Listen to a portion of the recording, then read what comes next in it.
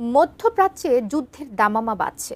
ইরানের সর্বোচ্চ নেতা আয়াতুল্লাহ খামিনি দিয়েছেন সরাসরি যুদ্ধের ঘোষণা। আর তার কয়েক ঘন্টার মধ্যেই ইসরায়েলের উদ্দেশ্যে ছোড়া হয়েছে ভয়ঙ্কর ফাত্তাহ এক ক্ষেপণাস্ত্র। ইসরায়েলের ওপর আঘাত হানতে যাওয়া এই হাইপারসোনিক ক্ষেপণাস্ত্র ছুটতে পারে শব্দের চেয়ে 15 গুণ বেশি গতিতে। ইরানের দাবি এটাই শুরু, আর বিশ্লেষকরা বলছেন এটা হতে পারে শেষের শুরু। বিস্তারিত জানাচ্ছেন ইশতিয়াক হোসেন। মধ্যপ্রাচ্যের রাজনৈতিক ও সামরিক উত্তেজনা এবার ভয়াবহ রূপ নিতে চলেছে। ইরানের Islamic Revolutionary Guard Corps IRGC ঘোষণা দিয়েছে তারা ইসরায়েলের ওপর ফাতাহ এক হাইপারসনিক ব্যালিস্টিক মিসাইল ছুড়েছে। এই মিসাইল ব্যবহারের মাধ্যমে ইরান প্রথমবারের মতো তাদের নিজস্ব প্রযুক্তির সবচেয়ে উন্নত অস্ত্র সরাসরি ইসরায়েলের বিরুদ্ধে ব্যবহার করেছে।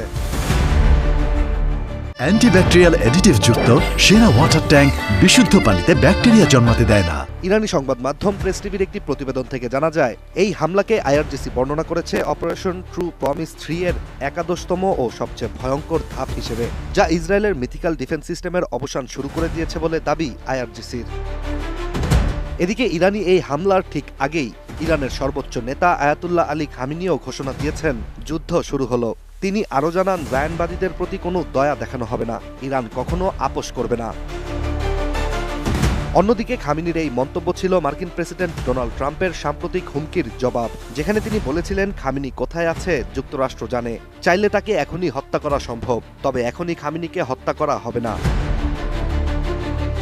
2023 সালের জুনে ইরানের পক্ষ থেকে প্রথমবারের মতো উন্মোচিত করা হয়েছিল ফাতেহ এক মিসাইল, যেটির গতি ছিল মাক 13 থেকে 15 পর্যন্ত, যা শব্দের গতির চেয়ে 15 গুণ বেশি। এটি 2 স্তর বিশিষ্ট কঠিন জ্বালানি চালিত একটি মিসাইল, যা এমনভাবে ডিজাইন করা যে এটি সহজেই দিক পরিবর্তন করতে পারে। আর বিশ্লেষকদের মতে এই ধরনের মিসাইল প্রতিহত করা অনেক বেশি কঠিন।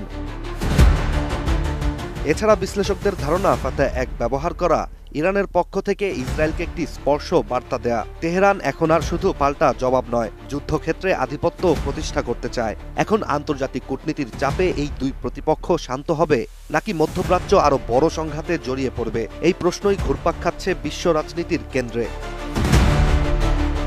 Ishtiaq Hossain, ATN news.